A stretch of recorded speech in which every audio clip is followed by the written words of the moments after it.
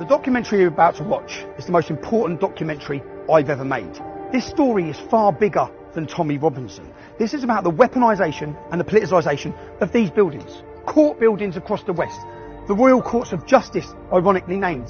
These buildings have been weaponised and used against members of the public to destroy them if they speak out. From Donald Trump to Steve Bannon, to Geert Wilders, to Marie Le Pen, to Katie Hopkins. That's what's happening. My job as a journalist, I stand for freedom of speech, I stand for freedom of the press. And I failed. Because 3 years ago, when I lost a court case in here, and they bankrupted me to the tune of £1.6 million, on a documentary, you're going to see the entire story was a lie. Okay? I failed because I should have come out of court and I should have played you that film. Why didn't I play you that film? Because I was given a gagging order by this building, by this judge. I was silenced, and I allowed them to silence me. Because I was scared. I was scared of 2 years in prison. I was scared of the effect that solitary confinement for that length of time would have on me. I was scared of jihadi gangs in jail. And I was scared of the effect it would have on my family. I failed me and I failed you. I'm not going to fail myself again. You're now going to watch the best citizen journalism and the most incredible expose of the establishment you've ever seen.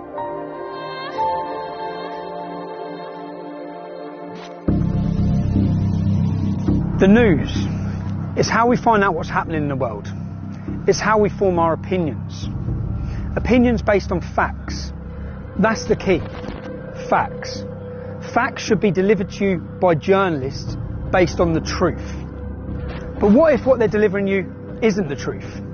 What if it's stories that are manipulated to make you think a certain way, to follow a certain narrative, different people's agendas? And what do they do to those who go against that mainstream narrative, those who try to expose the truth? This is a documentary about the lengths they will go to shut down and silence anyone from bringing you, the British public, the truth. I lost my job over this. Non-disclosure agreements. He didn't have to do a little piece of shit. Swung the hockey stick over his head and hit me in the spine with it. Well, it's so baby, he wouldn't do anything. This kid was out unconscious already. That's just malicious. I'm not standing, you're not going, but no, because what you're doing, I know what you're doing. Tommy, I am gonna mince your kids, mate. This is a documentary about the unholy alliance between the media, the justice system, and our politicians. How they conspire to suppress free speech, how they pervert democracy, and how the truth and your freedoms are just two of the casualties. We will show how the mainstream media deceives people, how they ignore the truth, how the lies of the virtue signalling BBC, ITV and Channel 4 are all about their poisonous agenda, no matter the cost to innocent people. It's also a documentary about how an everyday playground incident between two young lads was spun into global news, at a terrible cost to so many people, not least the two young lads themselves. We will show how the law is being abused, how people driven by hateful ideologies attempt to intimidate and silence anyone who dares to challenge the so-called progressive, so-called liberal narrative. We will show the foolishness of our fear-driven political leaders who jumped on a story, took a side without knowing the truth. Or worse still, knowing it but hiding it, because the truth didn't fit their narrative, regardless of the human cost. And we'll ask three important questions. Firstly, is the media accountable to anyone, in any way, for what they report? Years after the Leveson inquiry, has anything changed, or do they continue to act with impunity? Secondly, is our legal system still fit for purpose? We will show how lawyers who hate Britain but love jihadi warriors have weaponised the law system against us, and how the legal system really only works for the rich. And finally, how do we keep our politicians accountable? If the police, the courts and the state can silence anyone for speaking inconvenient truths, truths that may raise questions about government policy, is the UK any different from China, Russia or Iran in their treatment of dissidents? And of course, for Piers Morgan, for Jeremy Fine, for the BBC, ITV and Channel 4, it's a tutorial on journalism. Keep watching it, you'll learn a lot.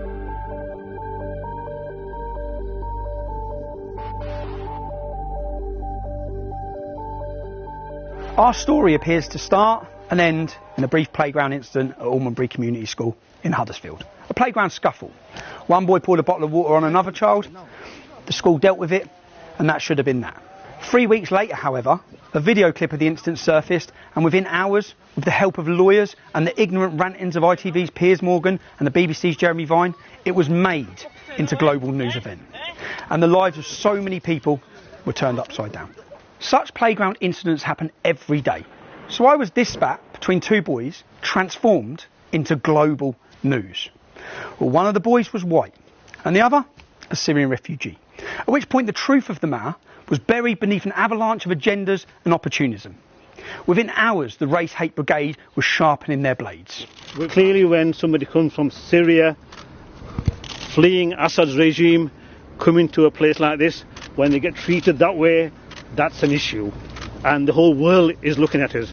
Where are we? We're in Almonbury. Do I say the scene of the incident? Is it the incident? It's the scene of the Great Lie. I call it the Great Lie because this lie was pushed around the globe. Yeah? This here is the school where the world was told a Syrian refugee was waterboarded by a racist English bully. It was in a playing field here, and do you know what? This is the first time I've been here. Because when this blew up on the news, it's a child's school. Kids are in school. I didn't come outside here. You'd see the scenes outside here where the Imam was here with mobs of men, yeah? Mobs of Muslim men. Extremists travelled up from London, such as Ali Dawah, to cause a scene outside this kids' school. Anyway, but I'm here. Why am I here? I'm here because I face a court case. I'm being prosecuted. It's gone to the High Court, and I have to prove. I made a video stating that it was a lie, stating that Jamal wasn't innocent, and telling some facts about Jamal beating up girls, an instance that I'd been warned about by the members of this community to tell the truth about what happened at this school. I've got to prove it in court, so I've come to Huddersfield. I'm now going to knock. I need to find witnesses. I've got addresses for many. I need to knock and talk to them and see who I can get to come to court to help me prove to you, the public. This is about as much as proving in court as proving to you, the British public, that I was the only journalist in the country who told the truth about what happened in this community. The story you were told. You were told that a vulnerable Syrian child refugee had been bullied and waterboarded by a nasty white boy. You were told it was a racist attack. You were told of the dangers of far-right extremism. You were invited to agree that this kind of intolerance could not be tolerated. Was he vulnerable? Was it a racist attack? Our evidence shows the answers to both these questions was no. Was the Syrian lad waterboarded? Why was this word used? What about this? Was that waterboarding? Take a look at this.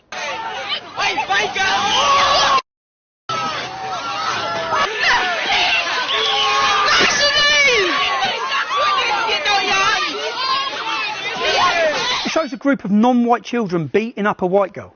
It went viral online, but it wasn't touched by the mainstream media. It wasn't made into a global story. Why not? Meanwhile, the usual suspects had lit the fire and were gleefully stoking the flames. Everybody was exposing the scumbag that did this, who I hope gets severe retribution. And of course, the politicians. They're always quick to jump on the bandwagon. Theresa May, Sajid Javid, Naz Shah, Nicholas Soames, Winston Churchill's grandson. Such moral outrage. And it's not just the media and the politicians.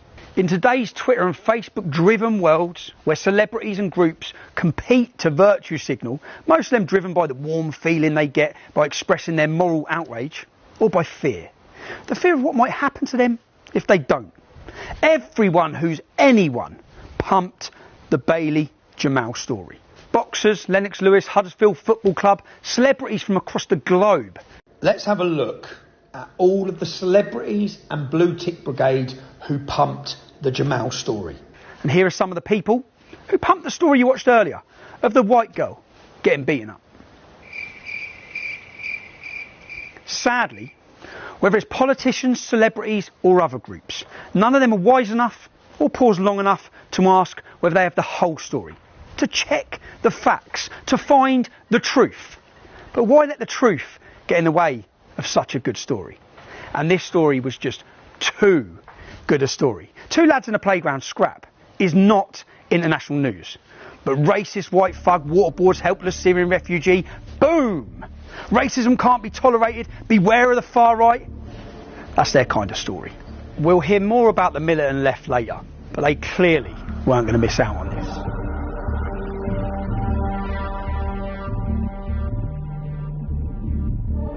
Well, representing might be too harsh a word, but I'm here as a concerned citizen. Mohammed Amin Pandor, a mufti on a mission. He rushed to Almondbury from his mosque in Batley, a town at the far end of the district. In fact, there's 40 mosques closer to this school.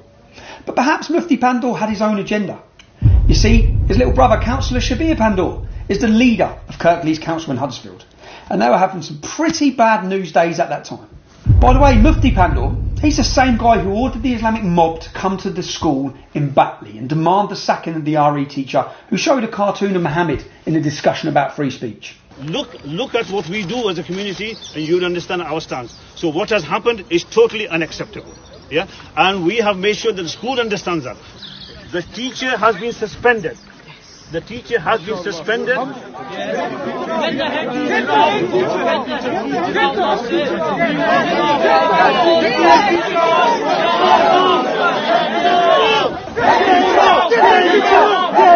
You may recall the teacher had to flee and he's still in hiding under police protection. Luckily, he hasn't ended up like Samuel Paty, the French teacher who was beheaded for having a similar discussion in a classroom about free speech. You see, free speech is essential for any society wishing to maintain intellectual and social progress. But not all societies are bothered about intellectual and social progress. Should we be silenced by the demands of Mufti Pandor and Sharia law? Should we sacrifice our freedom of speech? Should we sacrifice the free and open exchange of ideas? Should we sacrifice the cultural inheritance of which we are all custodians? But back to the bad news days in Kirklees and the playground incident in 2018. There was also Kirklees councillor Masood Ahmed. I'm not aware of there's a problem at the school.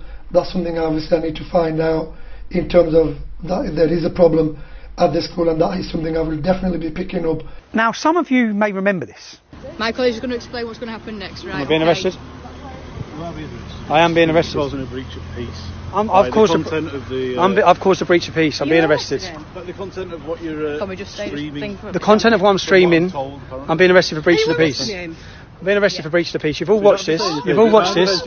You've all watched this. You've all watched this. Can you get me a solicitor? Can you get me a solicitor? Can you just turn off your live feed? Can you get me a solicitor? Turn off your live feed, please. Yeah? Do you understand what I've just said? No, can you explain it again? What does that mean? What does that mean? At the same time as this playground spat between two young lads, 20 Huddersfield men were being jailed across Yorkshire at Leeds Crown Court for what would be the biggest grooming gang Britain has ever seen. Ultimately, 35 almost exclusively Muslim men would be given 380 years in prison for grooming, trafficking and raping young children, most of whom were known to Councillor Pandor's Kirklees Council.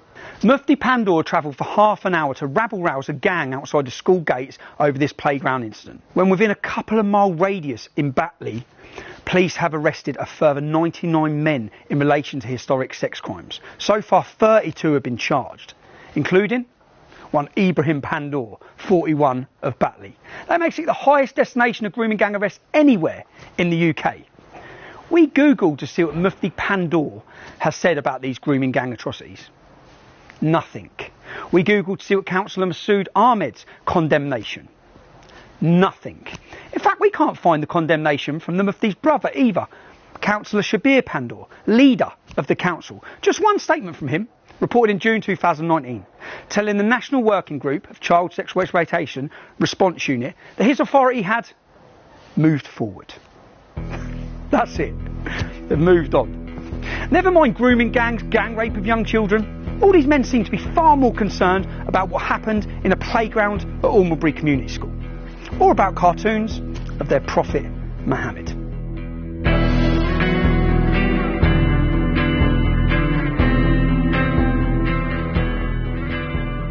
I think I now realise how difficult this is going to be, because everyone we've spoke to today, they're all confirming what I said was true.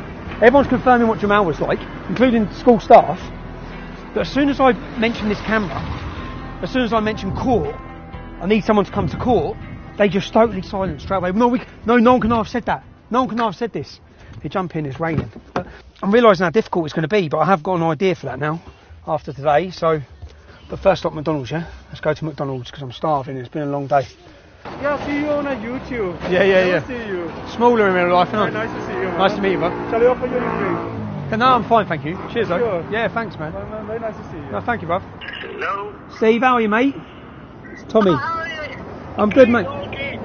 Bro, mate, have you still got all those hidden cameras? Yeah, of course I have, yeah. Could I borrow What do them? you need?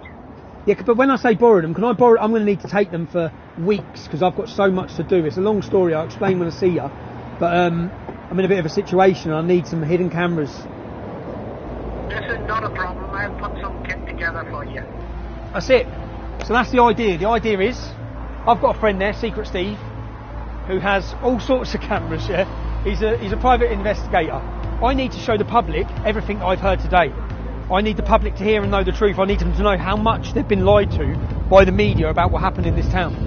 And the only way, unfortunately, the only way I'm going to be able to do that is with hidden cameras. Because today, I've heard the truth, but I need every one of you to know the truth. And everyone's too scared. That's why I said Project Fear. Everyone is too scared to speak the truth or to come to court. So I'm going to end up getting hammered in court. The whole world told I've lied when I haven't. I was the only journalist in the UK who told the truth. So we need to prove it. So we'll shoot down the motorway now. We'll go get these hidden cameras. These are all. So this is a tie. There's a camera in that. That's the camera.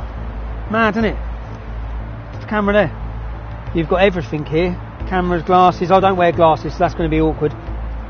That's the bottom of a coffee cup. So you put that on the bottom of the coffee cup. I feel like James Bond.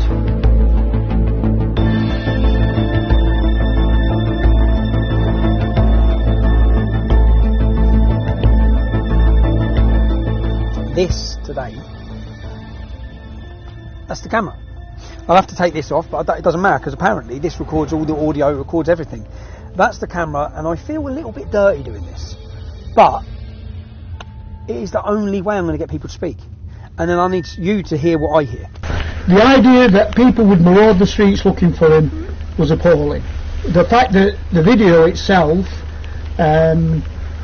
although it showed the accumulation of things that had built up to that, did not deserve what happened to him or to anybody else in that situation. And I'm afraid the media, I call it a perfect storm. I was getting emails from Pakistan, from Australia, from America telling me to resign. So it went worldwide, and I'm afraid I came into teaching to help poor people, and they got rid of me. I've got a problem here. I lost my job over this, and as a result the council has told me that I cannot speak to anybody ever about it. So unfortunately... Well, you lost your job over the Jamal Bailey thing. I was there when it happened. I was there when I dealt with all the situation, and then Ofsted came, then Trevor wasn't there anymore. That's all I can say. I can't get a job, so that's where it's left me, and I can live with that, but Bailey were only 15. I can't live with that. That's different. He's got a young man. He's a young man with a life that he should be. He's an articulate lad. He's got a lot about him. That's terrible. I can't. No. Okay. If I do, I could get myself into real trouble. No, okay. I could, really serious trouble, legal trouble, because part of the council's... You've signed an NDA or something? Correct. So they've said you can't discuss it. And what was the NDA? So you keep the pension? So you get a pension? Yeah. Fucking hell, bruv. I have to be very careful about what I say to it. I'm not allowed to talk about it. I really am not. So I can't discuss it. I can't discuss it with the media. I've always wanted to have my say against it, which I've never had. Never been allowed to have. Never been allowed to say goodbye to my staff. Was just told to leave. So I worked there nearly 20 years, and never got a card, never got a goodbye. This whole thing was just used. The whole thing was used, yes, to push them in. And hijacked, and by the right of the political. I'm quite a political person. By the right and the left, it was hijacked and spun all out of proportion, and now we've got problems. But essentially, what I've got. So what you'll meet is a wall of silence. What a mess. It is a mess, but it's a tragedy. It's a tragedy for Bailey. I'm not sure Jamal will get anything out of this ever in his life, positive out of it either, necessarily. He might have got a few silver coins from Judas, but that's about it. You know, that's it. The thing is that the incident happened 6 weeks prior, or weeks prior. And then on the same day at the same time, I've looked at the timings, the GoFundMe set up, the statement's released. Yeah, now you see you're putting the picture together. And then they've built it up. I couldn't comment on that, but you've got a picture there. And built it up as a racist incident. Correct. He's Syrian, he's English. Correct. Job done. Already, that's gold, yeah? I know that's gold. All I hope that's recorded. I can't turn a computer on. So I just pray that's got the audio and the visual, and it's not pointing up there, that we've got it, because that was the head teacher, and that's the first visit, and I know this is going to work. So I now know, just off that, I didn't think he'd talk. I thought he'd shut the door in my face. He didn't. He seemed like he wanted to talk. There's a lot he wants to say. So, but yeah, let's go. Next stretcher. It's exciting. Was there a racism problem in the school? And well, no, I don't think there was. What about other Syrian refugees? Like, do you think what happened to Jamal in the school was because he was a Syrian refugee? No, not at all. I told you before that would have happened if the child was white, big, blue, whatever colour. They're all scared. Yeah. We've all got careers, aren't they? I work for probation service now. You do now? Yeah. So I don't know where I stand with it. If I go, I could lose my job. What about if... No, and I wouldn't... Do you understand what I'm saying? I get it, bro. I work for probation service now. You see, if I didn't work for... You see, if you were someone... If I didn't work for the fucking public sector no more, I'd say, they can go fuck themselves, they can't... You know what I mean? So they seem to be pretty keen on these NDAs? Yeah. Who is that? Secretary Council. But I can't disclose that with you. Like what? Loads. I'm saying I can't disclose it because I signed it. That incident was talked about by Theresa May at a G20 summit. Somebody asked her a question about it. We were then Ofsteded by 5 of the top inspectors in the country. Then only sent 1 registered inspector. We had the head of safeguarding. I had Amanda Spielman, the head of Ofsted, speaking to me about it. If you want my honest opinion, they said, get up there, I don't know who they is, get up there and shut that school. Get up there and get rid of this. Get rid of the problem. Over the Bailey. Correct. Over Jamal. Correct. Get up there and get rid of it. And why do you think that is? Like, do you think, because I looked at Jamal, because he came here 2 years ago, I've got so many negative things said about him now by so many people. Like, I mean so many. Well, I mean, I've got children at school. I've said it to you before. We had 9 Syrian children, 9 families. Yep. We only had 1 issue. But my view is that you won't get much of an answer out of Rob because he worked there and he's bound by various confidentiality. So non-disclosure agreements. Did he get paid as well? Not going to comment. They all have. Every teacher got paid not to tell the truth. But the head teacher can't even talk about Jamal at all. No, neither can I. Neither can you. What's your name? Well, if you work it out, it must be a good one, mustn't it? Oh, yes. Did you work there as well? No, I was the chair of governors there. But so it's not... What my issue is... You're not going to get anywhere, really. No, yeah. And Rob wouldn't talk to you either, so it's... They're trying to... It's pointless me even giving you... I told the truth. Your contact details. Okay. It wouldn't work with it. I told the truth about what happened that day. I am not even arguing. His life was destroyed. Well, that's not fair either, is it? As a racist bully, and he weren't. And he wasn't. I know. You and I both know that. I know. Unfortunately, the truth is just... How much money is it? I can't see the figure because if I see the figure, it goes out.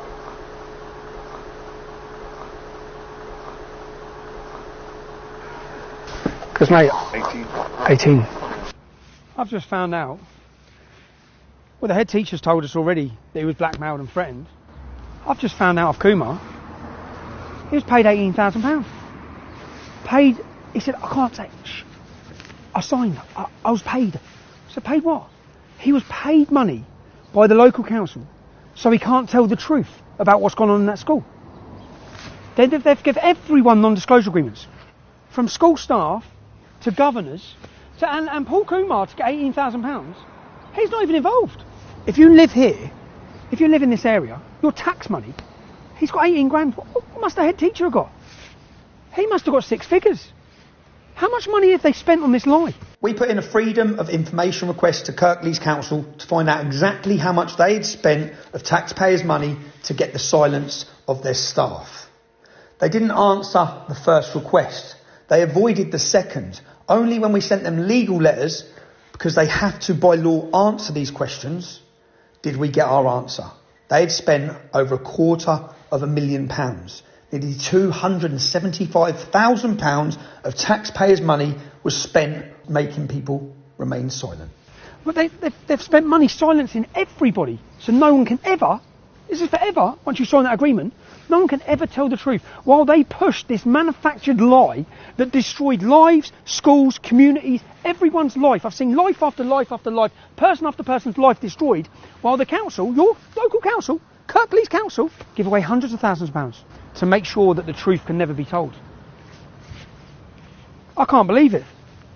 I knew from day dot, I asked myself the question, when this was blowing up and I knew the truth, I kept saying, how come no teacher's telling the truth? If all those teachers know what's gone on in that school, how come none of them are coming out and saying? Well, now we know. Now the whole world's going to know. Because Kirklees Council paid them not to. Unbelievable. Unbelievable.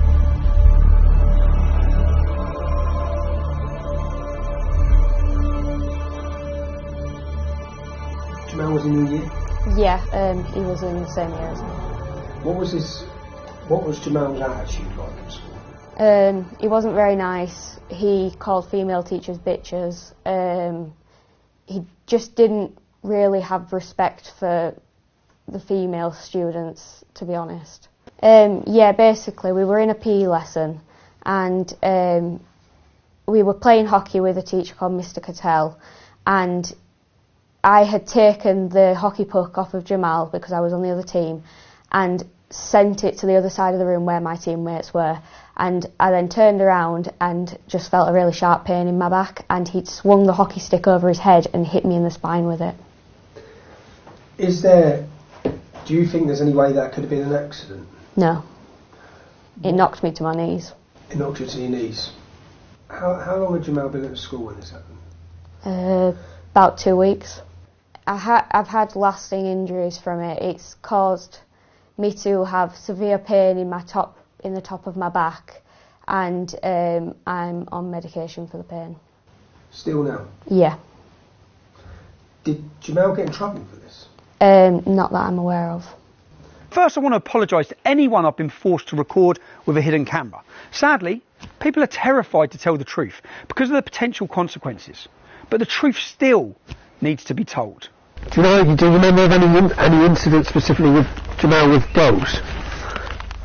Well, there was that one where he hit that girl with hockey stick, wasn't it? Yeah, Charlie. Charlie. Yeah. I think of the name then. Yeah, in Moscow. Lovely little girl, that. Yeah. It was just rude to him, obnoxious, bloody nasty. No respect for ladies, no respect for girls. Yeah. Expected everybody to bow down to him. Because he was to the side of me, so he tried pushing me and so I quickly moved that way because obviously I knew what he was like. He would have actually hit me and stuff. Yeah. So I moved, and then that's when he moved his arms if he was going to try to slap my face back. Okay. And he did. But on that day he spat at you multiple times. Where'd the spit go? Literally all on my uniform outside and all down the school bag. Because when I went home I told Mum and my Mum was disgusted in it. But the school said that because it was outside of school times, they can't really do much about it. Okay. He's a nasty little piece of shit. Was he? Yeah. And I told your solicitor that when she rung me. Okay. Horrible boy. Was he? Yeah. And it's all that. What was he like at school then? Nasty. To? Everybody and anybody. He had no respect for women at all. None. Even staff. No respect for them? No. I told his solicitor all this on phone. Okay. Jamal grabbed him by his tie, just threw him against the wall, cracked his head open against back at wall and just kept throwing him against the wall. This kid was out unconscious already. That's just malicious. That's just intent to kill. Were they? They had a young lad and a girl, and they were horrendous. The kids, they were just horrific. The couple of kids that they had, they used to bully the kids. What, Jamal? Yeah. See, what was Jamal like though? A dickhead. Was he?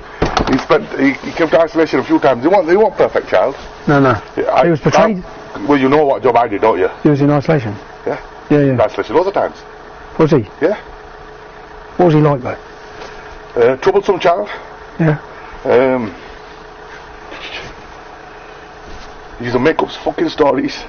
He used to make up stories? Yeah, at one stage, I think something to do with his sister. Somebody said something to his sister and I was in isolation. And I just got come out and he was waiting outside isolation and wanting to beat the girl up or something. I can't remember. He wanted to beat the girl up? Yeah, that said something to his sister. Just 1 second, I'm just going to... Yeah, no problem. Yeah, no problem. Well, he used to lie a lot. But this whole thing was built off what he said, and if he lied a lot, it's a big problem. What's that? He was quite a violent person. He was a violent person? Yeah. Like, so I was the year below, and he was the year above. Yep. He used to, every time I walked past, I grabbed me and... Every time you walked past him? What happened with you and him?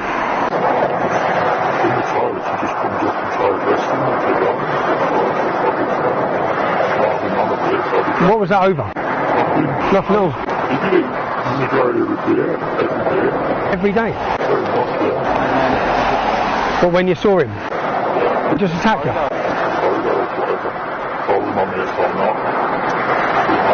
Was he like that with lots of kids? Just certain kids? So he thought he could? No. Well, he just randomly attacked you? Yeah. What about your mum said something about he put something in between his hands? Oh yeah, it was a compass. I remembered it yesterday, just as you went. It was a compass. It got a compass, and he was going around like. When he got to me, he went proper hard into me, made me bleed and everything. And I think it was Miss Ennis that proper gave him a telling off. Okay. You know, you said so say like that instant there. You said some girl said something to Jamal's sister, and he waited outside to beat her up. Well, there are testimonies from several children who alleged they were being bullied by him. Younger children, little girls, mostly girls. Is Jamal the innocent victim you've been told? I gathered these testimonies over just a few hours filming in Huddersfield. I could have carried on. Yeah, I was waiting outside isolation to beat the girl up. And about the lies? Yeah, I'll say about Jamal. He used to tell fibs. Several times he got investigated. And it just fucking turned out to be fucking lies. The fact he always lied is a big point. The fact that you know that the police, the school investigated incidents where he said things happened, and they turned out to be made up. Yeah, it was fibs. They couldn't have happened. It couldn't happen because I think there was one. The child wasn't even in school that he accused. I can remember. Oh my God. Yeah. Oh my God. I'm sure he accused another guy called Jaden. I can't remember his last name. Called what? Jaden. He accused Jaden of something. And when me and Miss Ennis investigated, it was fucking bollocks. Not very likeable, really. No. You know, about what he was going to do to sisters and what have you. To Bailey? To Bailey and to others. Oh, and to others. But not a very nice boy. When you say, what was he going to do to the sisters? Well, he told Bailey he was going to rape them. Told Bailey he was going to rape his sister? Oh, right. And I tried to argue that it was in the public's interest for them to know the truth about Jamal. And they was just retaliating. Yeah. You know, which most people do if somebody threatening to rape sisters. Yeah. But Jamal seems like every kid I've spoke to that he attacked was younger. Yeah. Bully. Who, Jamal? Yeah. Yeah, that's what I'm finding out. Yeah. That's what I remember. He said he was going to stab him, so I think it was science or something. Yeah. If I remember. He said, yeah, so he goes to come and then, what are you saying now? Because that thing of him getting caught with a knife in school, it's like, what? Caught with a knife and a screwdriver? Yeah. Bailey gets expelled for pouring a bottle of water? Yeah. What the fuck? Surely he gets... Have you got a statement on that? No, because there's things missing. But I've got his dad mention it in the minutes of a meeting. His dad mentioned it in a meeting with the school. His dad mentioned about them catching him with a knife and a screwdriver. His dad brought it up. I've got it in black and white. Yeah, you've got a good case there. I've got it. Yeah, he got caught with a knife. They can't deny it. You see, the truth was there for the media. It was there for celebrities and politicians to see. They could have told you the truth at the time, before some of you gave over £160,000 of your money to the poor victim, Jamal. Well, not so poor anymore. But none of this was true. A key part of this case is that I reported what I was told. Before my involvement in this story, a mother went online and said her daughter had been attacked by Jamal. I contacted that mother. She sent me images of her daughter. She said her little daughter was beaten by 3 Muslim girls and that Jamal jumped in and bit her daughter on the head. She sent me the images of the bite marks on her daughter's head. I said, can I speak to you? Can I interview you? I rang the mother, but the child was too scared to talk to me. She's scared. Oh no, everyone's scared. A girl went online and said that she had been attacked by Jamal. Both of these victims deleted their comments. Why? Both of these victims had gone online and reported this before my involvement at all in this case. I simply reported what they were saying. We revisited the mother's house to try and get confirmation as to why she backtracked on the story she had put out and the story she had told me. I don't care if you're driving, Tommy Robinson's there. Tell her not to worry, don't worry. He said don't worry. Yeah. So when you put online about Jamal, what happened? Like, what did you what happened? What was the response to that? What do you mean? I mean, did you receive any... Did I receive threats? Yeah, I did. What sort of threats? Rape, all sorts, Tommy, all sorts. And I'm just, what I'm trying to understand is that, and is that, because what I've looked at, and then, because Jamal's solicitors are using a statement that you made, saying that, Jamal had nothing to do with it, but was that, what I'm asking, was that in response to the threats you received? Yeah. It was, okay. Liar. Straight, he was just a liar. Jamal telling fibs all the time. Several times investigated, found out that he was talking fucking shit. I don't think the whole... But then I read Jamal reading what was blatantly a prepared statement on the news. I don't feel safe at school. Sometimes I say to my dad, I don't want to go to school anymore. I was just crying, and I didn't do nothing because I respect the school rules. Yeah, he used to break rules all the time. Yeah, he used to lie. He used to lie a lot. He lied several times. He lied several times. I caught him several times lying. He's suing me for defamation for what I've said about him. And I'm finding out after teacher after teacher after teacher, he's far worse than what I said. Far worse. I mean, like, far worse. He was put up on a pedestal by every single media outlet, politicians, footballers, celebrities, boxers, everybody. He's suing me for defamation for what I've said about him. All I'm knocking on the door and asking teacher after teacher after teacher is, what was Jamal like? And it's just flowing. It's just boom. And he was far worse than anything I said. Far worse. I find it insane. Because there is no way that all the things I'm now finding out, that no other journalist has found this out. They must have known what he was like, because it hasn't been hard.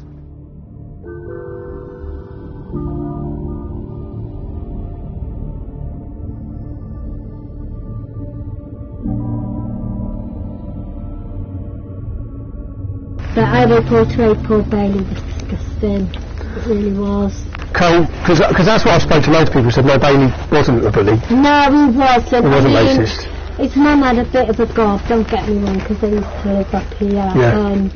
Bailey wasn't like that at all. He had 2 half-caste sisters, so how could he have been bad, you know? But Bailey wasn't racist. That far from it. Yeah. He wasn't a bully, he was a good lad. Oh no. See him, and then Mary would always say, oh yeah, no, she was alright, you know. But even doing... Because he got portrayed, the way the media portrayed it was that Bailey was a horrible racist kid, and that Jamal was an innocent little refugee. He wasn't. That far from it. So you were told Bailey was a bully, and he was a racist. He wasn't a saint in school. He'd be the first to admit that. But he wasn't a bully or a racist. The police concluded there was nothing racist about the scuffle. Yet you were told he was vermin. You were told he needed to be dealt with. He was vilified by the media, by politicians and by celebrities. Bailey a bully? Bailey a racist? Not according to his teachers and other children.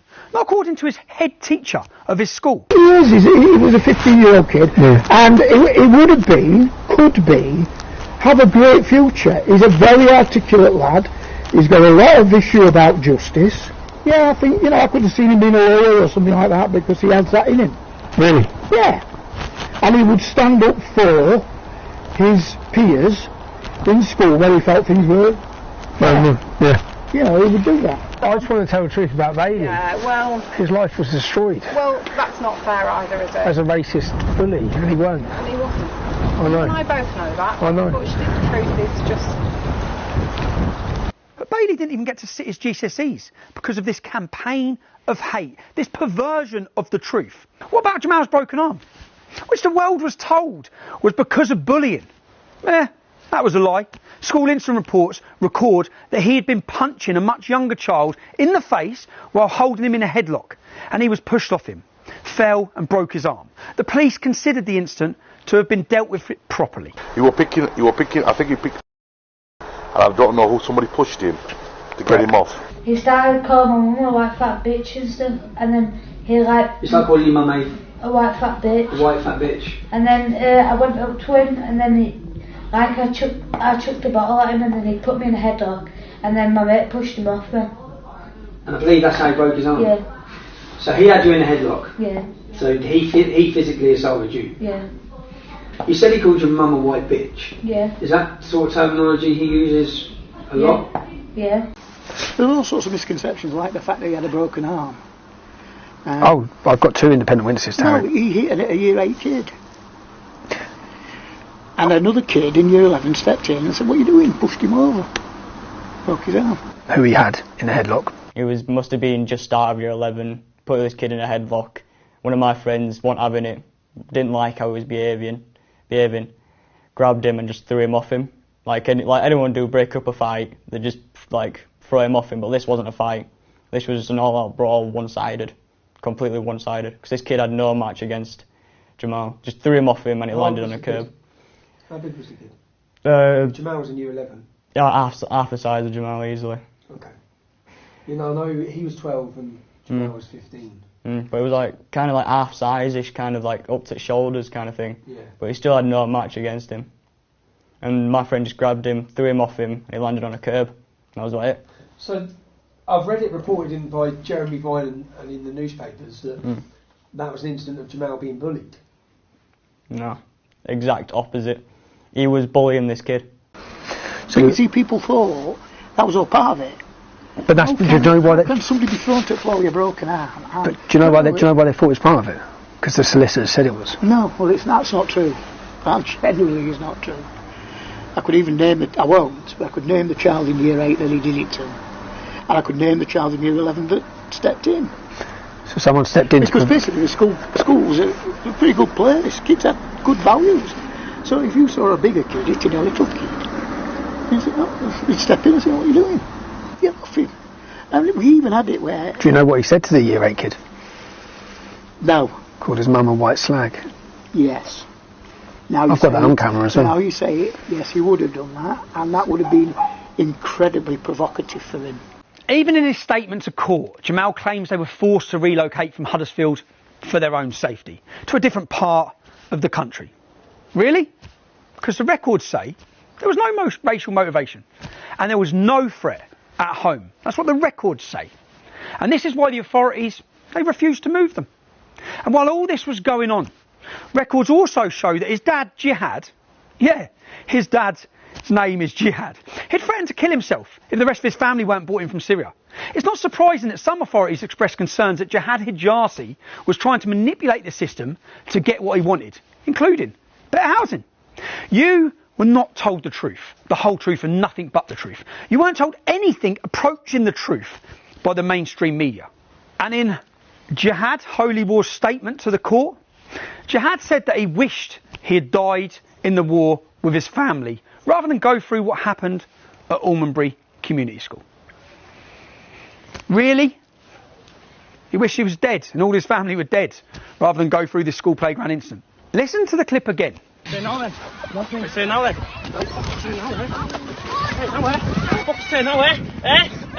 Listen to what Bailey's saying. He's asking Jamal repeatedly, what are you saying now? It wasn't a random attack. It wasn't a racist attack. Bailey didn't threaten to stab Jamal. The playground incident was not the beginning of the story. It was a culmination of many events. Not least, it was a response to Jamal's alleged threats to rape Bailey's younger sisters. They were about 9 years old at the time of this. So as a girl at that school, when you saw the portrayal of what happened with Bailey and him, because he was painted as this innocent little kid. He wasn't innocent. He started everyone. He started everyone. And I used to see him bully Bailey's little sisters and stuff. So.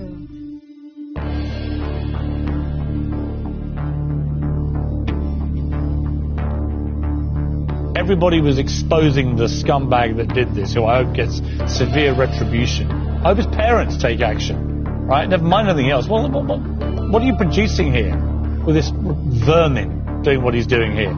That's not Britain. That's not what we do as a country. You can hear him there describe Bailey as vermin. Words are important when you're on a daytime platform and people listen to what you say. What do you do to vermin? You exterminate it. You kill it. Lowlife. Called him a thug. But worst of all, he demanded severe retribution against this child. At the same time as this, Jeremy Vine was reporting. He didn't tell people the bully's name, although he was finding it hard not to name a child. Instead, he told his followers where they could find that name. Now, this is a direct response of both of your reporting. Because when you reported, you can follow the timeline and the repercussions of what that brought. What I've done here, in 2018 there's a charity called Tell Mama that records Muslim hate incidents. Even though they've been in the past penalised for exaggerating the figures, let's work off their figures. They say there are over 1,000 hate incidents, with 325 of them being online. Some of them Islamophobic, which means criticising Islam as well. Here, I've printed a piece of paper for each one of those hate incidents. 327 hate incidents online against the entire Muslim community of the UK in 2018.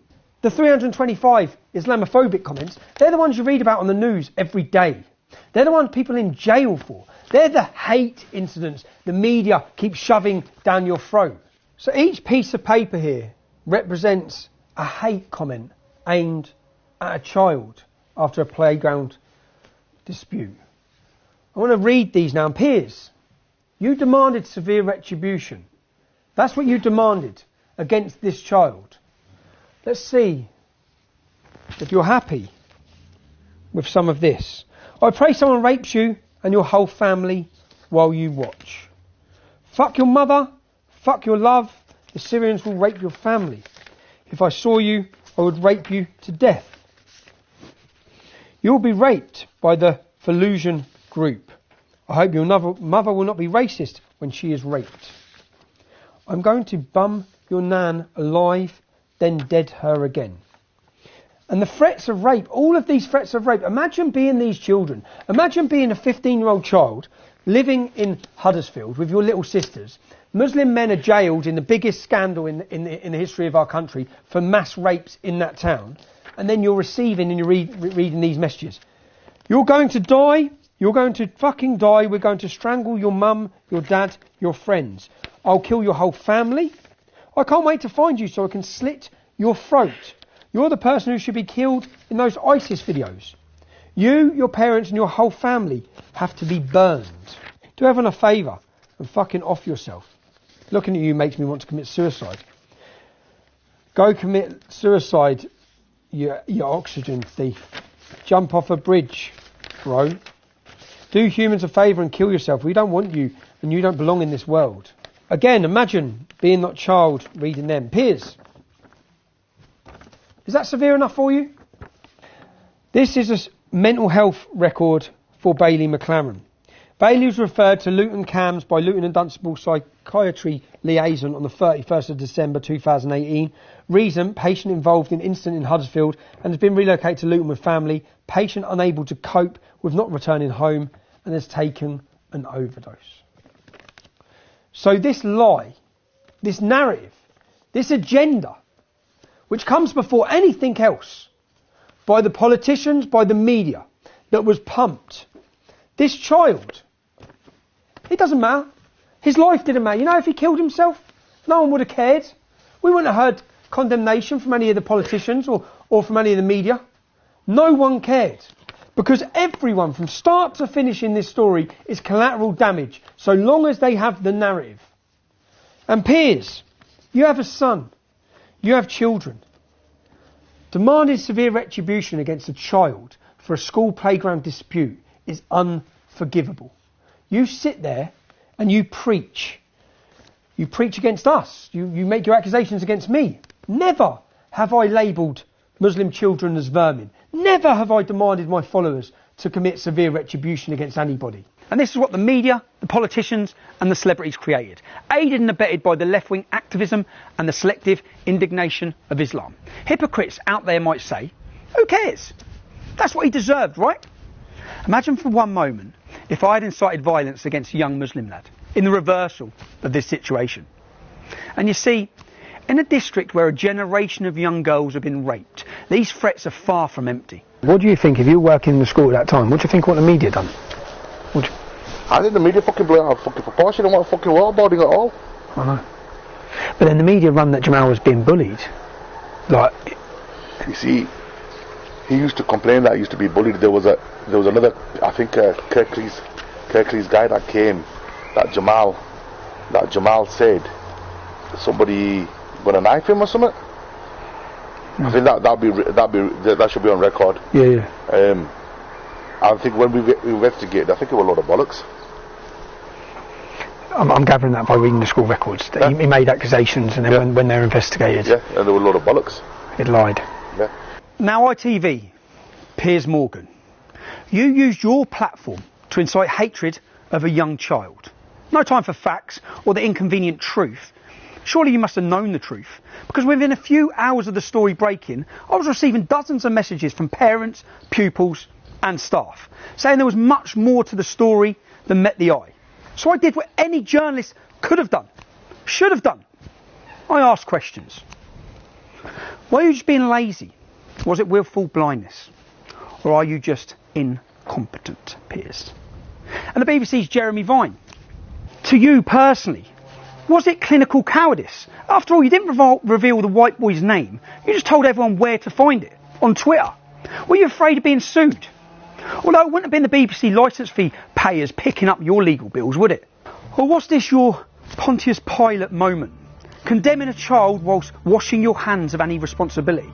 Because that's what you did. And you didn't seek the truth either. Piers, Jeremy, your lazy, inept reporting was not without consequence, as we will see.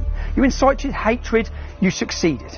And that's contempt. Your actions, not Bailey's, led to Bailey and his family being driven from their home in the middle of the night. Like the very refugees you claim you care about. The hate you incited was off the scale. Men with machetes had arrived at the school. Gangs were roaming the streets looking for Bailey.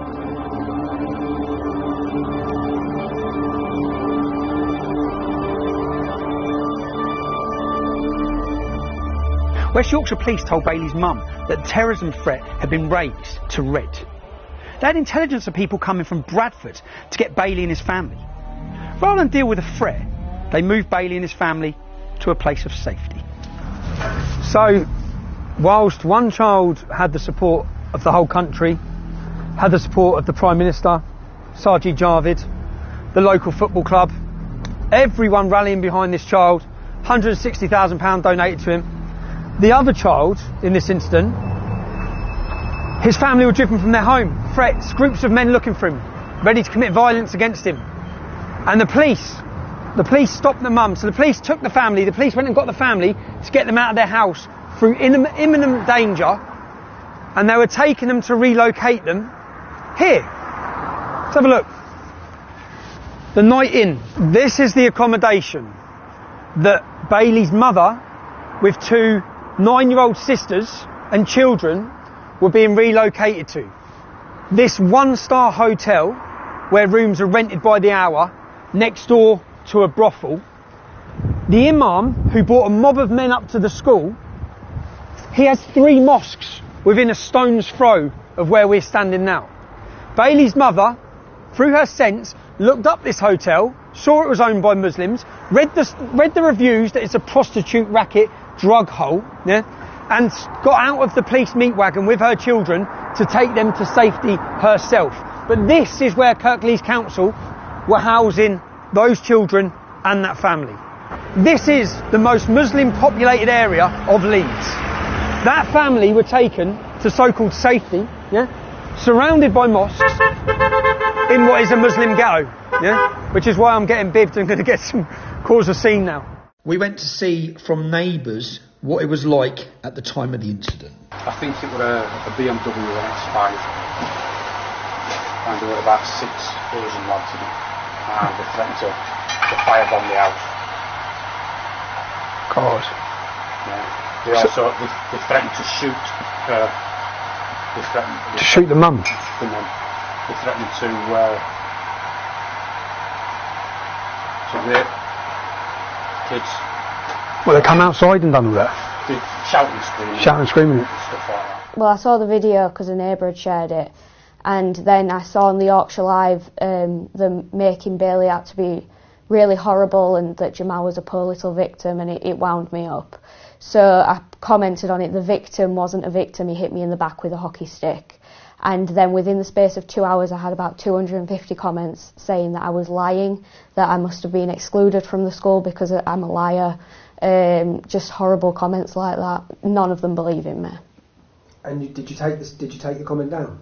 Yeah, I didn't want to, but my mum was worried for repercussions, so she asked me to take it down, so I did. This is the area that Kirklees Council thought it was the right place to send a child and his family, who were wanted at the time, the main imam outside their school, with mobs of Muslim men looking for them, and this is where they decided to send them. They basically dropped them in their backyard. That's what they were doing. This is the hotel. This is, I believe, a 4-star hotel. It's totally full of illegal immigrants. This is across the country, so the point to make is that illegal immigrants come here, young fighting age men, not families, not children, and this is where councils house them. Let's have a look. Hello boys. How you doing? Do you mind if I ask, what country are you from, lads? I don't speak English. You do speak English. Just what country are you from? Iran. Iran? Yeah. Iran, okay. Yeah, Iran. Kurdistan, Iran. Okay. No, that's cool, man. I'm just seeing. Is the hotel full? Yeah. Yeah, full. You enjoying it here? Yeah. Nice hotel, nice food. Nice hotel, nice food. Yeah, healthy food. Healthy food. It looks like a nice hotel. Yeah, how many people are in here? I think we're 200. 200. Lots of children? My eye problem, I think I have the little children. No children? My children. No, not many children, no. But it's a nice hotel. Nice hotel. It is a nice hotel. And if you look at where the other family were being housed in Beeston, and you compare it to this 4-star hotel, nice food, as our friend says. Healthy food. Yeah, hello, bro. Hi. How you doing? Hey, do you want to come back in? Yeah, we're off now, mate. We're done now. That's nice. Yeah. Do you know what they have in here? They have a full-time doctor and nurses, full-time, stationed in here. Full-time. So you know when you can't, my dad tried to get a doctor's appointment earlier. Couldn't get one. Full-time. Full-time. Very bad. The food's bad? Yeah. The food's bad? Yeah. Is it free? Yes. Yeah, it's free.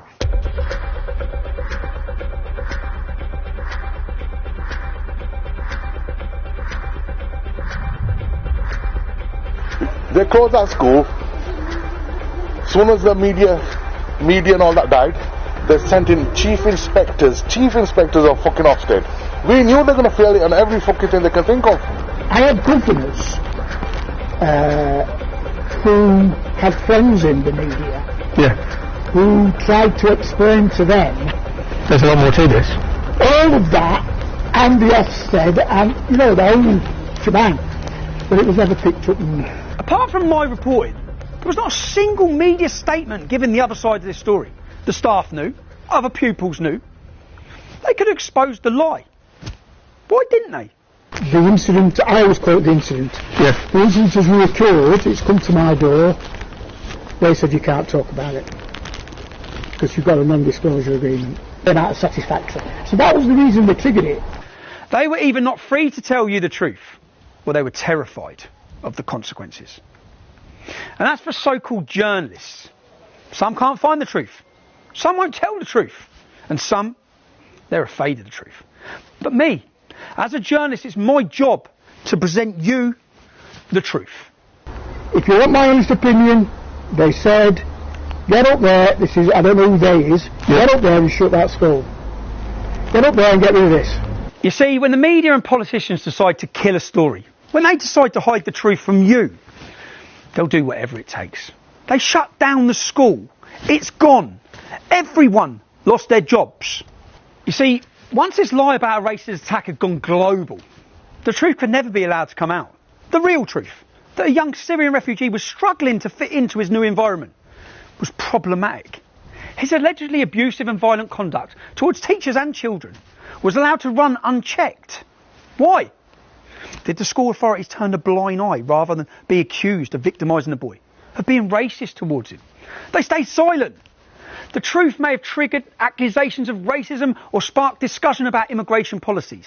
The challenges of achieving the successful integration of migrants we welcome into the United Kingdom. And the need to take those challenges seriously. You see, Jamal was one of 20,000 Syrian refugees who come to the UK as part of the United Nations resettlement programme. The government could not allow their policies to be examined and the consequences and their incompetence to be exposed. And if you don't think the government is incompetent, you ain't been paying attention to anything. Priti Patel's been talking tough, really tough, on controlling our borders for years.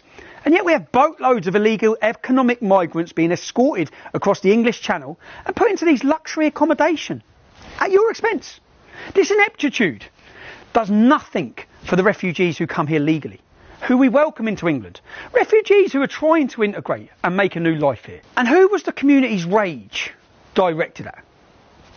All Syrian refugees. That's who. When in fact, there are many families of Syrian refugees in the area. We're told, all of them delightful, working hard to settle and integrate into the country they can now call home.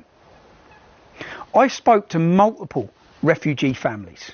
In the school problem, my children, no any problem. No problems with your children? No, that's it. So you've had a good experience in the school? Yeah. I used to have two friends and they don't bully and they don't care where from country I come or anything. Okay. And when I talk English, like we was about 1 month we've been in here and I used to not to speak English very much.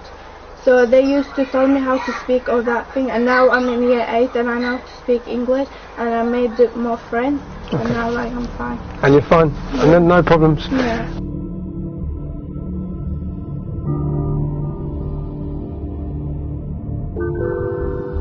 I don't feel safe at school. Sometimes I say to my dad, I don't want to go to school anymore. I was just crying and I didn't do nothing because I respect the school rules. Who told Jamal to go on camera and say this? Who arranged the media tour? Who encouraged him to take legal action? He was originally going to sue the school for not looking after him and then decided to sue me instead. Who told him to put this in his statement to the High Court? You see, Jamal doesn't like to break the school rules. Here's the problem. This is his behaviour record. Almost 100 codes for bad behaviour. Truancy, verbal abuse to teachers, physical violence towards pupils, and lying. Yeah, there's plenty for lying. You see, I haven't got all of Jamal's school records. Large sections of documents I was given were blacked out. We tried to get access, but we weren't allowed. And the lawyers wrote to the court to explain they had misplaced documentation. And finally, as you can hear, the lawyers decided what they were going to allow me to see. Whilst I was preparing my defence, Jamal's lawyers decided what I could see. And this global news story wasn't an accident. It was all carefully planned. You see, the day before the video went viral, a GoFundMe page was set up for Jamal. And the video went viral the day after a criminal record check come back on Jamal. Why would his lawyers do a criminal record check? Well, they had to make sure this was financially beneficial exercise, wasn't going to be derailed by an unhelpful past. 15-year-old Jamal, his record was clean, by the way. Mohammed Akunji, the jihadist lawyer of choice, was immediately on a global media blitz. Listen, about Akunji himself, I'm after him for my own reason. Right, okay. Nothing sinister though, is it? Oh, fuck, no, journalistic. Oh, journalistic, that's good. Oh, no, fucking totally journalistic. I want to get all the background on him. You reckon he was a member of that? Yeah. Al-Midra Haroun are a prescribed terrorist organisation. Almost 60% of terrorists in British prisons are ex-members of this organisation. They kill, they murder, they slaughter. That is the organisation that Mohammed Akunji and his brother were allegedly, according to this top mainstream Muslim British journalist, they were members of it. How does a Syrian lad find himself working with a jihadist lawyer of choice before this video even went out? Before anyone had seen this viral video. Within 2 weeks, the lawyers had been made the beneficiaries of the GoFundMe page of £160,000. A plan to sue the school, that's put on hold. And the plan to sue, moi, for libel was launched. What riches had these lawyers promised Jamal and his family? School records were edited. Migration Yorkshire clamoured to make this playground fight about race and hate. They contacted the Home Office as soon as they heard about this playground fight. Yeah, the Home Office, a playground scuffle. Why are they contacting the Home Office instantly? Someone went further. You see, we had this school incident report analysed by a graphologist, someone who analyses handwriting. It appears to show that a second person with very different handwriting doctored the report to allege that Bailey had threatened to stab Jamal. Even though all the witness reports mentioned there was only one teacher there, so only one teacher could have done an incident report. So, with the careful planning of the jihadist's favourite lawyer and the enthusiastic support of some useful idiots, it was possible for the lies to go round the world twice before the truth had had a chance to put its pants on. I now need to mention other repercussions of what happened in Almonbury. I was being sued for reporting the things that were said to me about Jamal. I had to defend myself. The judge had already ruled that I was not allowed to argue it was in the public's interest for people to hear a different perspective of Jamal. I had to prove that the information reported to me was true. That's not the kind of burden placed on Piers Morgan or Jeremy Vine. Piers can describe Bailey as vermin without being held to account. And who is behind propagating this deception and the lawsuit against me? You see, this is where we get to meet the most sinister part of the unholy alliance. All sorts of people are helping out, but leading the posse from the front is the jihadist lawyer of choice. He represented Shamina Begum. You know, the jihadi terrorist that's out in Syria? He represented, I think, Michael Adebolajo, Lee Rigby's killer. I think he's even had to change his name because he's got such a terrible track record. So this is the lawyer who's suing me, and who the media celebrated that he had served me papers, even though I wasn't in the country. If you've pillaged, if you've plundered, if you've raped and you've beheaded, and you say you've done it in the name of Islam, well, these are the lawyers for you. The lawyers who stepped forward for ISIS-Bide Shamina Begum, who've been fighting to get her back into our country, who defended Michael Adebolajo, who beheaded Lee Rigby. This is Mohammed Akunji. And his colleague, Farouk Bajra, who's been banned from claiming legal aid. Yeah, banned from claiming legal aid for putting in fraudulent expense claims. Let me rewind a bit. Let's go back a few weeks. There's an important piece of background information to this. Don't know the full ins and outs of it, but basically to inform that a group call themselves Antifa UK. Yeah. Heard of them? Yeah. To be honest, I kind of haven't. And Antifa Dundee, it basically says they're planning to hurt or possibly kill Tommy Robinson because they know where he lives and want to silence him. They've got their hands on, it says they've got hands on some AK-47s, made petrol bombs and stuff. And allegedly say they're going to put these petrol bombs through your door when he sleeps. They say they're also planning to attack a few MPs. Now, at the heightened tensions with multiple Osman warnings, they now take back the radar phone, the one option we have to go direct to the police, and they are removing it at this current moment. Where are you from? I'm from the counter-terrorism policing unit that Carla works with. Okay. So Carla and I work very closely together. So what did you just say? Basically, the radar phone or whatever it is. Yeah. The phone, the emergency phone. We'll be taking that back. You'll be taking that back. Yeah, those phones are designed for a. No, are you for real? Like so when there's a heightened threat and people have come to the house and the address has been put out where my kids are, you're then going to take the panic phone back. It's Christmas 2018. The police come to my family's home to tell me that people in Antifa, far left violent extremist organisation, are planning to kill me and my family. See, who were the first to comment on this video? Well, Mohammed Akunji of Farouk Basra & Co. Of course, the jihadis' lawyers of choice, but also Mike Stutchbury, an independent journalist, an Antifa activist. So the jihadist lawyers knew Antifa were planning to kill me, then actually commented on the video of the Osman warning. You see, what happened next is interesting, although not interesting to the Solicitors Regulation Authority or the Law Society, the people who should be interested in the integrity of our lawyers. It will be live streamed. I'm not in charge of filming or anything like that. That's down to the guys over here. And yeah, literally nobody wanted to do this, so we thought, what mug can we find who would agree to this? So two lawyers who know Antifa are planning to kill me seek out an Antifa extremist, hire him for one day, just one day, and send him to live stream the serving of papers to my home, my family's home. Papers which had already been served, by the way, with a gang. When my wife and children were there, when they knew I was abroad, lawyers commissioned the Antifa extremist to broadcast my home address in order, as they put it, to cause a spectacle. The law firm or the lawyer who's been, sort of taking the lead on the Tommy case wanted to make sure, doubly sure, that A, Tommy got the letter.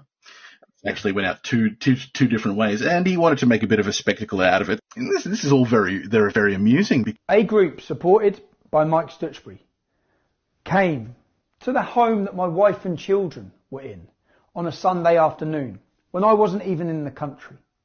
So let's have a look at Mike Stutchbury, who calls himself a journalist, who promoted this event, who shared it and encouraged it, who found it amusing that my wife was so scared she had to ring the police. My wife has been sat down and told in her home that Antifa are planning to kill her. They're planning to kill our family and harm our family. She's been told that she may get acid in her face. Well, how do you think she felt on a Sunday afternoon whilst my children are playing outside on their bikes? To be told that Antifa were on their way to our home. Let's have a look at Mike Stutchbury, the man that sent them. Here he is self-admitting that he is part of Antifa. Here he is promoting violence against his opposition. Punch them, punch them, punch them. Here he is hoping that buses full of Antifa get shipped in to smash people's skulls in. Here he is calling for white genocide. Mike Stutchbury is an extremist. He's a far left extremist who currently is playing a victim. He encouraged people to come, and he sent people and was part of an organisation that communicated together to send people to the home where my wife and children were when I wasn't there. He even crowdfunded to support them in their action. He was looking at various people, and eventually he sort of came on to Dick Coughlin, I can't say it properly, who is a YouTuber who has made videos about Tommy for, God, almost 10 years, I think, who's a real critic. I don't know if you've checked him out, but he's a funny guy. Check it out. Yeah, he's sort of, got red hair. He calls, he's an ex-crackhead, basically. And who is this Antifa extremist hired to come to my kids' home? Keep watching. Okay, folks, we're here in Soso. I'm about to be in Murphy. We're about to top off.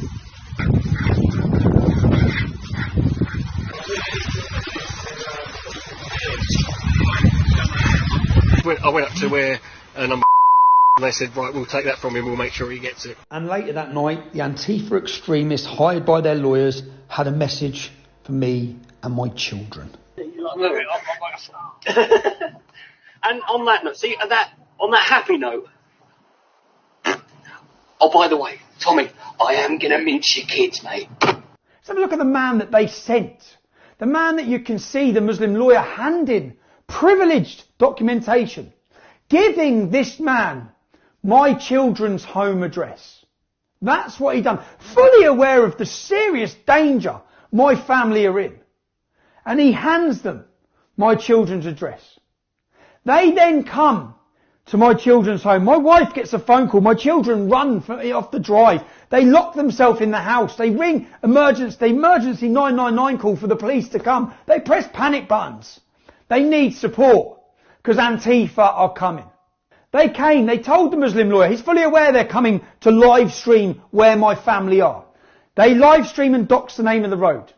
They doxed the door number. I went up to where number and they said, right, we'll take that from him, we'll make sure he gets it. The man specifically chosen, he was chosen. He says in his own video. The lawyer in this case was a guy called Mohammed Sanimi Akunjwa, who works for a solicitors in London called, I shit you not, Farouk Bajwa and Co. Solicitors of London. I get asked by this guy that they've decided that they're going to, Tommy Robinson is going to be served legal papers so he can be sued by this family. And they asked me, do I want to be the one to go along to serve the legal documents? Let's have a look at who Dick Coughlin is. Let's look at some of the things he said.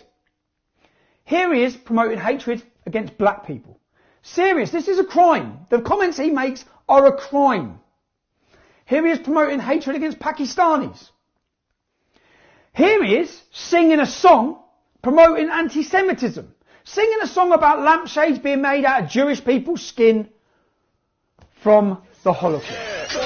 Third right, you're a good killer kite. We're white, far right, and we're gonna have a fight. You in the outskirts, you can go in like a chamber, then we'll throw you in the pit. We're just following orders, man. We're trying to get paid. You might get out of here, but you'll be a lampshade. A self-confessed, racist, anti-Semitic crackhead was sent to my children's property.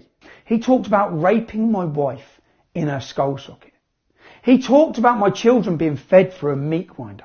He talked about burning my house down whilst masturbating with my family in it. Now, other than to terrorise my wife and children, why would any sane person do this? It worked, okay? Tipped off by a friend who saw the gang on live stream approaching, my ex-wife hit the panic button and barricaded herself and our children in a bedroom. The police thankfully responded in time. And these are exactly the same tactics being used against the unbelievably courageous children in Almonbury. Threats of violence and rape against children who are willing to stand with me in defence of the truth at the High Court of London. The video release, media, GoFundMe, Antifa, it all happened at the same time. It was coordinated and it was about hate and making money. And how that far left activist, who appears to be an anti-Semitic, Jew-hating, black-hating racist, came to my home with his gang and threatened to kill my children. These lawyers, the mainstream media, they don't care about refugees. They don't care about Jamal. They don't care about the truth. Say that bloke who made the video saying he's going to kill the kids. Yeah.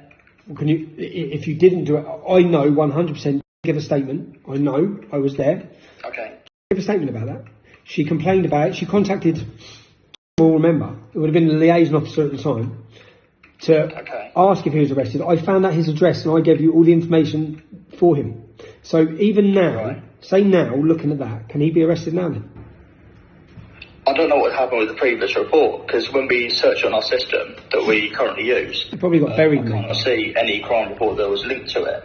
You see, the next day, knowing I'd been provoked with threats against my ex-wife and my children, no doubt thinking they would catch me conspiring to commit violence and lock me up on a conspiracy charge. Here, outside my ex-wife's house, men in a car that has never been registered, check the registration plate, so presumably from the security services, with listening devices recording what's being said in my home. The involvement of the security services may explain why Dick Coughlin, the man who publicly threatened to murder my children, has never even been spoken to or arrested, despite my wife's complaints. What are you doing? Show me who's in the back of your car. There's no one in the back of the car. So what are you doing then? We're not here, anything to do with you. What are you doing then? Well, what do you think we're doing? I think it's something to do with me. No. Who's yours work for? So what are you doing? And there is someone in the back. I know there's someone in the back. So what are you doing here? I don't know who you are. That's what I want. Come on, tell me what you're doing. You tell me what you're doing there. Because essentially I've got threats against me. Yeah? So what are you doing here? If I turn it off, you can tell me what you're doing. Who's in the back of your car? Who's in the back of your car? You're not going nowhere. You're not going nowhere. I'm not moving. Let me see who's in the back of your car. Tell me what you're doing in my house. I want to know what you're doing, bro. That's all I want to know is what you're doing. I've got police officers sat with a recording, in a recording van. In the back of this van is a recording station. I'm not standing, you're not going, bro. No, because what you're doing, I know what you're doing. I know what you're doing. I know what you're doing. They're sat in the back of their van. This is recording devices. The whole of this back thing, because he just opened it up when I got him out, the whole of this back thing is recording where they're pointing there, because what this is has been a setup. These police officers setting me up. They're setting me up. It's a setup. They're setting me up by sending people to my house because they think I'm going to react and do something, and they're recording it with listening devices. We checked the vehicle registration plate outside the house on the government website, and there's no such vehicle. Let's not forget the politicians, our fearless leaders. It was only when I went alone to the home of self-declared journalist Mike Stutchbury to ask him why he had done what he had, and why he thought it was funny to intimidate my children. Some of you may have seen that people have been outside my home, intimidating my family.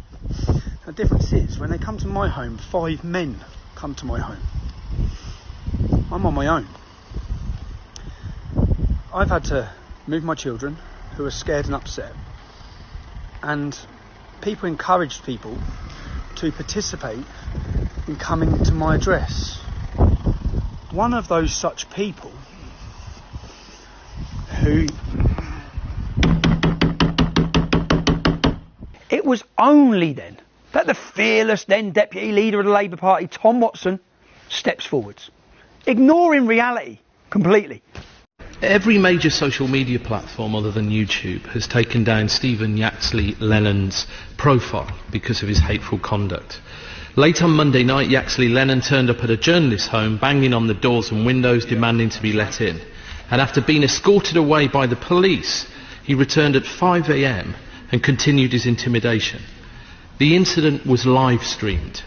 He later warned journalists in a YouTube video to expect a knock at the door. Does the Secretary of State think that it's right that YouTube and the parent company Alphabet continues to give this man a platform? It'd be funny, you know, if it wasn't so insidious. The hardly honourable Mr Watson totally misrepresented what had happened, and from behind his shield of parliamentary privilege, bravely declared that I'd been terrorising a journalist. Journalist? Stutchbury's an Antifa activist who incites violence and wants to kill white people. Terrorising? Was I terrorising? Mr Watson bravely demanded that I be removed from YouTube. YouTube had only recently confirmed that none, not one, of my videos had broken any of their stringent guidelines. And my videos hadn't broken any laws. It was clear I hadn't harassed anyone, certainly not Mike Stutchbury, if indeed he is a journalist. But none of that mattered. My wife and children left their family home that night. They never went back. In fact, having their lives endangered by the jihadist lawyers. See, my wife started legal action against Mohammed Akunji and Farouk Bajwa's firm. But Mo & Co, Mohammed Akunji and Farouk Bajwa, see, they weren't so keen on facing the law as they were on abusing the law to persecute others for financial and ideological reasons. On the 31st of March 2019, they promptly collapsed their law firm. They'll never be involved in the case. That's what they said. And Dr. Farouk Bajwa, well, he's no longer going to be a lawyer. He'll be living in Pakistan. That's it. That's what they said. That's how easy it was for Mo & Co to escape justice. Interestingly, they're still signing documents on the case on the 6th of June, months after saying they're not involved. Several other law firms have reported them to the Law Society, the body that is supposed to make sure lawyers behave ethically. Nothing's been done. I wonder why. In fact, all the lawyers working at Farouk Bajwa & Co just moved across to a new law firm called Burlington's. And guess what? Yeah, Burlington's took on Jamal's case against me. Farouk Bajwa now works for Burlington's. Farouk Bajwa's son now works for Burlington's. Farouk Bajwa is Burlington's GDPR expert. Pretty ironic, no? Farouk Bajwa and co leaked my children's address to an Antifa activist to put it online for everyone. And if we've been stupid enough to expect more ethical behaviour from Burlington's than from Farouk Bajwa and Mohammed Akunji, well, we'd have been disappointed. I just really, which I've been trying to do, I need all of the disclosure, which I haven't had. I haven't had a full disclosure of his school records. Therefore, to make sure that we have it, that some documents haven't been lost in the transfer of the file from Farouk Bajwa to Burlington's, we have done another subject access request to the council for Jamal. And how long would the council take for that? I don't know. I don't think they gave us a time frame, did they, Luke? No, they didn't, unfortunately. So you're asking. So what you're saying is you believe there may be things that I haven't been disclosed. You don't know how long they're going to take, but you won't agree to an adjournment. No. Our position is that we're not agreeing to an adjournment.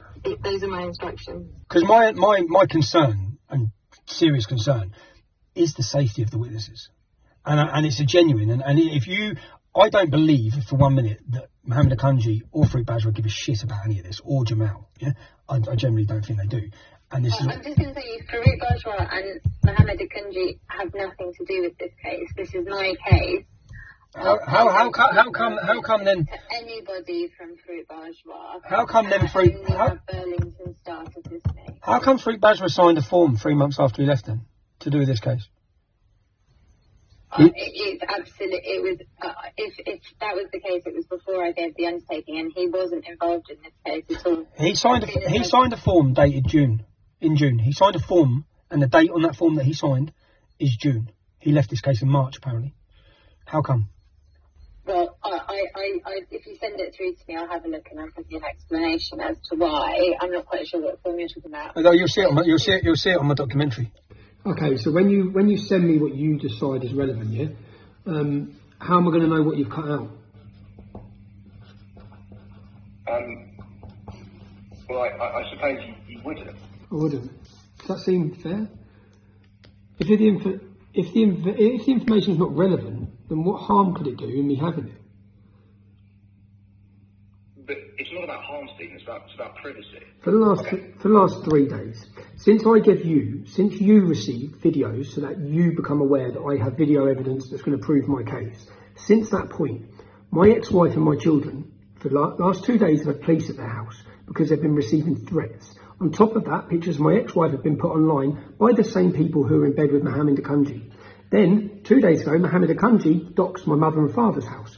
Last night, that house at 1 o'clock in the morning was smashed to pieces with bricks through the windows. Yeah, this is all going on in the background. I've been trying to get my stuff ready, but just so that you're aware of what's going on as to why I don't trust a word you say. When you have Farouk Bajwa's son working for your company, and Farouk Bajwa is the man that sent people to threaten to kill my children, I'm wondering why, in the last 48 hours, or last 72 hours, since I disclosed information to you, why my family and loved ones have become under persecuted harm, of which is all detailed with police records and video footage of everything that's been going on. So I'm super concerned and don't trust you or your party to decide what's relevant in this case. I don't trust you. So if this is to be a fair trial about getting out the truth, if that's what you're working for, you need to give me your disclosure instead of reviewing it and taking bits out, which is what you've already done with the school records. You'll say, because I know that's not the full school records. So, and you've covered up things which, and Luke, Francesca told me, I have a recording of her telling me that Burlington's did not redact anything. Yet in court you had to admit you did. I've got the recording of her telling me it. Everything was redacted prior to coming to you. And then in court you sit and admit that you have been redacting things.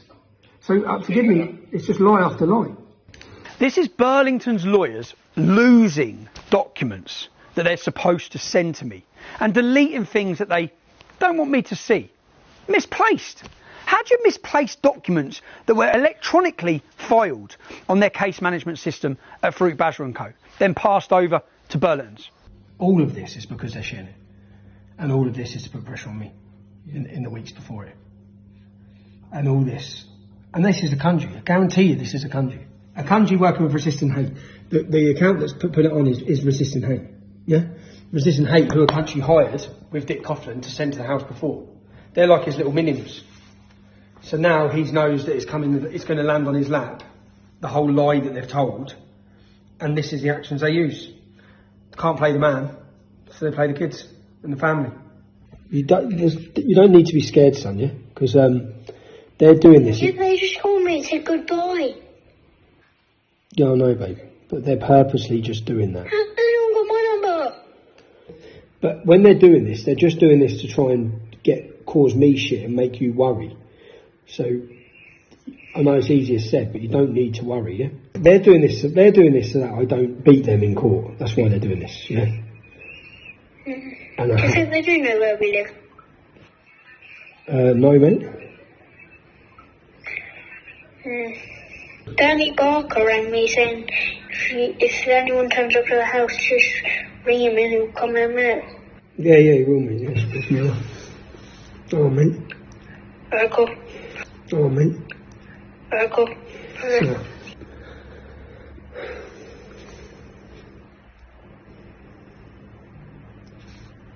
The mad thing is, the whole time this goes on, the media and all of them act like we're the bad guys. That we've been, like I'm the one persecuting people or targeting them. And they're such cowards. They're such cowards, man. I just got a phone call and they said goodbye. I'm so scared. I've told the police, but I'm so scared. Hello? Jenna, who's just rung Spencer? We don't know at the minute. What are the police saying? I'm just making a statement. Okay, but just quickly, are they getting that account that's put a picture of you online? Who showed you that picture, Jenna? It's on Twitter. Yeah, who I saw found it myself. You saw it yourself, okay. Yeah. Are the police sorting out to get rid of it? Yeah, they've taken the address of the Twitter person that's put it out. If you can say, I've given them 50 addresses of people who have done exactly this over the years, including the redhead man what about the redhead bloke who threatened to kill the kids? What have they said about that? Well, nothing really. No? It's a crime. Do you know what I mean? If I make a video threatening to kill some kids, I'll be arrested. So the point, what you need to ask them specifically and say to them, you made a complaint, someone threatened to murder your children, you had to leave your home, yeah? Those threats have now followed you to where you're now living, yeah? And they're coming from the same people, the same organisations, the same people they done fuck all about last time. They didn't nick them, they didn't speak to them, the solicitor's still acting with impunity, doing it to my mum and dad yesterday. See, you need to specifically ask them, Jen, I want to answer out of them, when you made a complaint against Dick Coughlin last year, why have they not done anything? And get you a follow-up and an answer as to why they haven't done anything, if you can. And are the kids all right? Am I right that you managed to track the number? Yeah.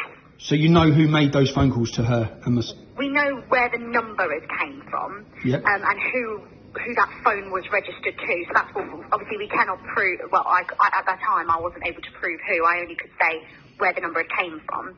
As in whose phone it is. Who the phone is registered to. Okay. Because obviously for me, this was threatening phone calls a week before a High Court trial, trying to pervert the course of justice. How come no one's been arrested? I can't see anything on the crime report. If I send you evidence, which I'm going to anyway, because it's all going to the judge. If I send you evidence of Mohammed Akanji doxing my mum and dad's address, if I send you evidence of criminal damage and attacks in the middle of the night at an old pensioner's home, and I show you evidence of pictures of my wife ex-wife being put online, and my son, they rung my 11-year-old son's phone. The police were all involved. They've been threatening my 11-year-old son. Yeah? This is what's gone on. If I send you evidence of that, do you think you'll support an anonymity order to protect the children in this case? I can't answer that because I don't have instructions to answer that. I don't have conduct in the matter. But what I can clarify for you is some of the issues that I can give answers on. One of those of which I heard you made reference to Farouk's son working. He is not involved in the case in any way at all, has no access to any files whatsoever. You've heard how Luke Hackett, he couldn't explain why they were redacting and deleting information from documents before handing them over to me. Information I should have been given. He couldn't answer the simple question: who decides what's relevant? Unfortunately, in terms of integrity, Burlingtons don't appear to be any better than Farouk Bajwa and Mohammed Akunji.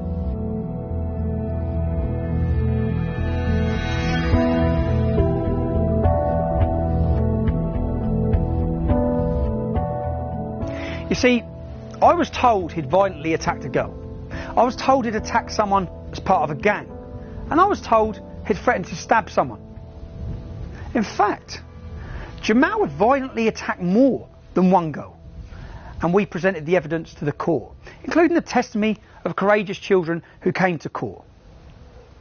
These children weren't Tommy Robinson fans, but they came to the High Court to speak the truth.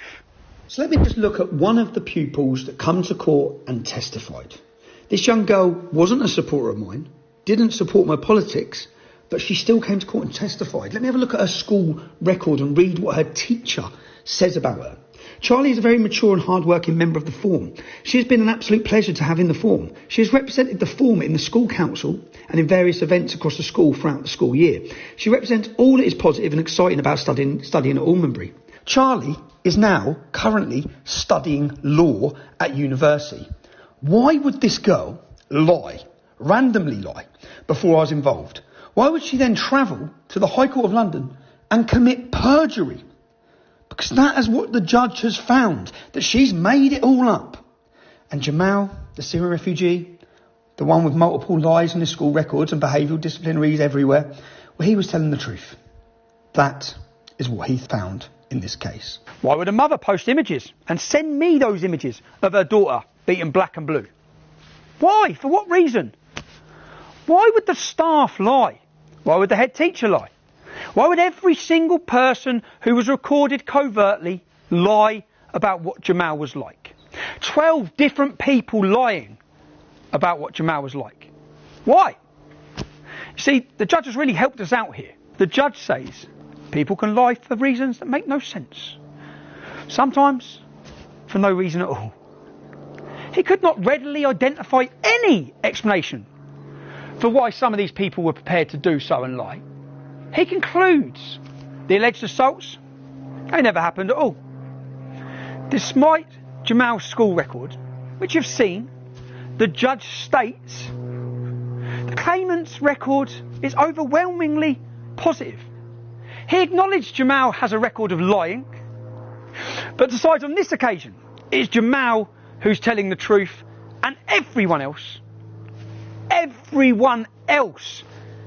is lying. Really? We waited 10 weeks for this? That's your conclusion? That's the logic from the highest libel judge in our land? There was no jury. That's right, there's no jury. All of these people were lying. But Jamal, he was telling the truth.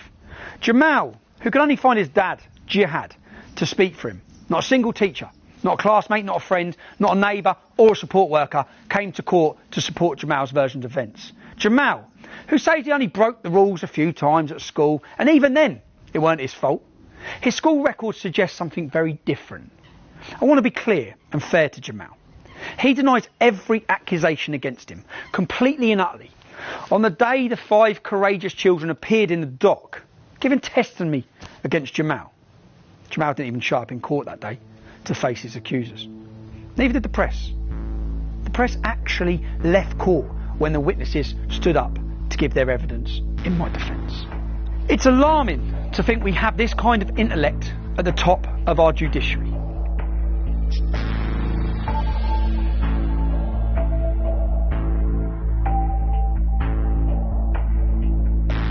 The story of these 2 children is actually a story about free speech, or the death of it.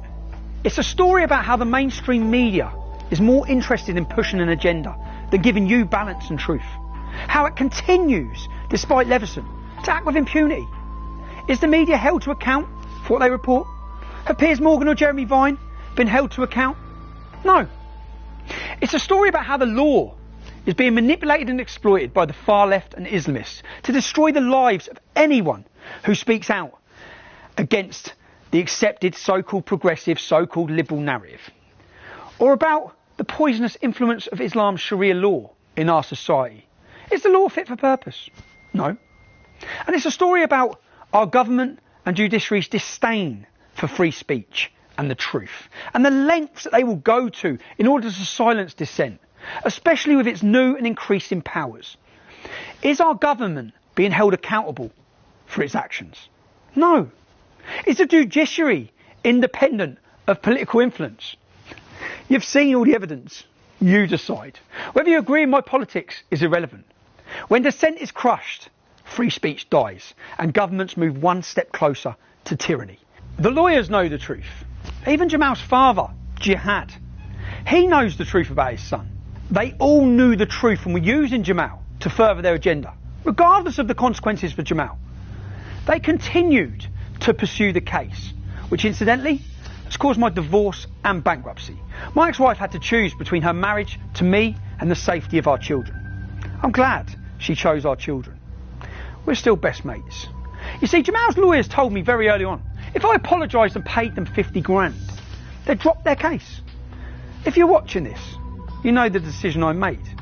I won't apologise for reporting what I was told, for what I believe to be true, for standing up for Bailey, a young lad unjustly vilified by pretty much everyone.